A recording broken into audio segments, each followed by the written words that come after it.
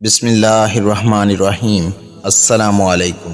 اللہ پاک کے پیارے رسول صلی اللہ علیہ وآلہ وسلم ارشاد فرماتے ہیں، دوزخ کے بدترین جگہ میں وہ عورتیں ہوں گی جو بے پردہ ہو کر گھومتی ہیں۔ بی بی حدیجۃ الکبریٰ سلام اللہ علیہا ارشاد فرماتی ہیں، عورت کے لیے بہترین زیور پردہ ہے اور پردہ دار عورتیں جنت میں میری بیٹی فاطمہ سلام اللہ علیہا کے ساتھ ہوں گی۔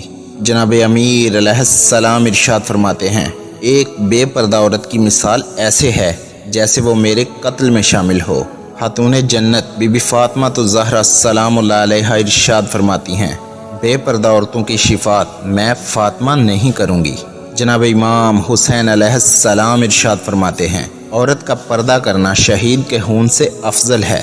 بی بی کلثوم سلام اللہ علیہا ارشاد فرماتی ہیں، زیادہ تر گناہوں کی شروعات عورت کے بے پردہ ہونے سے ہوتی ہے۔ جناب امام حسن علیہ السلام ارشاد فرماتے ہیں، اللہ پاک اس عورت کی نماز قبول نہیں کرتا جو بالغ ہونے کے بعد بھی پردہ نہیں کرتی۔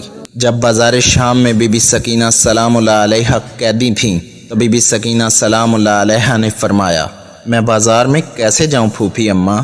بی بی زینب سلام اللہ علیہا ارشاد فرماتی ہیں، جب عورتیں مجھے بازار شام میں پتھر مار رہی تھیں، مجھے اس وقت سے بھی زیادہ تب تکلیف ہوتی ہے جب کوئی ہماری چاہنے والی بازار میں بے پردہ ہو کر گھومتی ہے۔ ویڈیو پسند آئی ہو تو پیاری باتیں چینل کو سبسکرائب کر دیجئے۔ شکریہ۔ فی امان اللہ۔